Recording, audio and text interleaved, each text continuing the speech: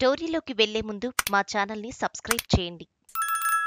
BJP graph జాతీయ స్థాయిలో తగ్గుతోంది అని వార్తలు వస్తున్నాయి. మేము గెలుస్తున్నామని ప్రతి విడతకు ఒకసారి నెంబర్ని పెంచుకుంటూ ఆ పార్టీ నేతలు చెప్పుకుంటూ వస్తున్నారు. ఇప్పటికే 5 విడతలుగా ఎన్నికలు జరిగితే 325కి పైగా బీజేపీ ఖాతాలోకి సీట్లు వచ్చాయని ఆ పార్టీ బిగ్ షాట్స్ చెప్తున్నారు.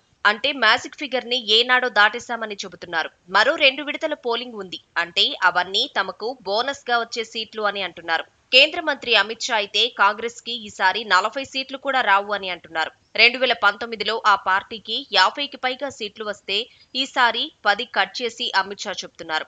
ఇవన్నీ ఇలా ఉంటే రాజకీయ పార్టీలు అన్నాక ఆర్భాటం చేస్తాయి, ఎక్కువగానే చెప్పుకుంటాయి. అలా బీజేపీ మేమే అధికారంలోకి వచ్చేస్తున్నామని చెప్పుకుంటోంది అని అంటున్నారు. ఏపీలో చూస్తే రాజకీయం ఎన్నికల ఫలితాల తరువాత మారుతుందా అన్న చర్చ అప్పుడే మొదలైంది. బీజేపీని టీడీపీ కూటమిలోకి చేర్చుకుంది. అలాగే ఎన్డీఏకు మిత్రుడిగా మరోసారి బాబు వచ్చి చేరారు. ఆయన మోడీని విశ్వగురు అని కూడా కీర్తిస్తున్నారు. బీజేపీయే కేంద్రంలో అధికారంలోకి వస్తుందని బాబు జోస్యం చెబుతున్నారు. అంతేకాదు మోడీ సైతం బాబుని ప్రియమిత్రమా అని సంబోధిస్తున్నారు. ఈ పలకరింపులు అన్ని కూడా రాజకీయ అవసరాలుగానే చూడాలని అంటున్నారు.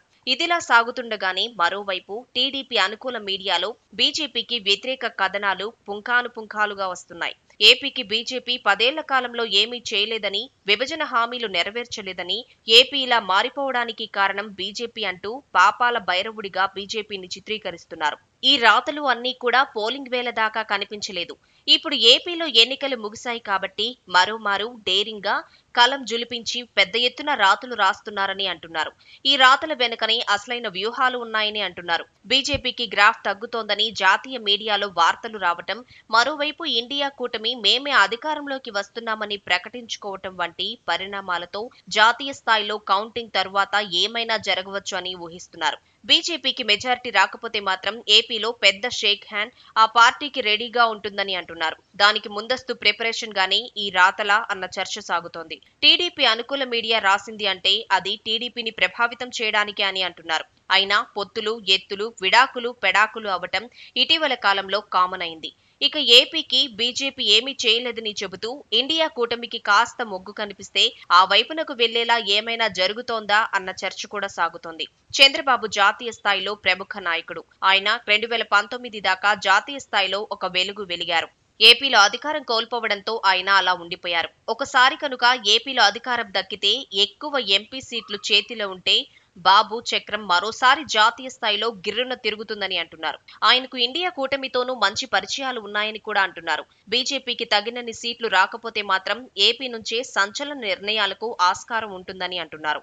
ఏపీ ప్రయోజనాలను దృష్టిలో పెట్టుకుని నిర్ణయం తీసుకుంటామని కూడా చెప్పే వీలుంది అంటున్నారు. కాంగ్రెస్ అయితే ప్రత్యేక హోదా ఇస్తుంది. అలాగే విభజించిన కాంగ్రెస్ నుంచే నిధులు పొందే ఛాన్స్ ఉంటుంది అన్నది మేధావుల ఆలోచన. ఈ పరిణామాల నేపథ్యంలో ఏపీలో రాజకీయాన్ని మలుపు తిప్పే విధంగా ఒకవైపు అనుకూల మీడియాలో వార్తలు వస్తున్నాయని అంటున్నారు. చూడాలి మరి ఏమి జరుగుతుందో.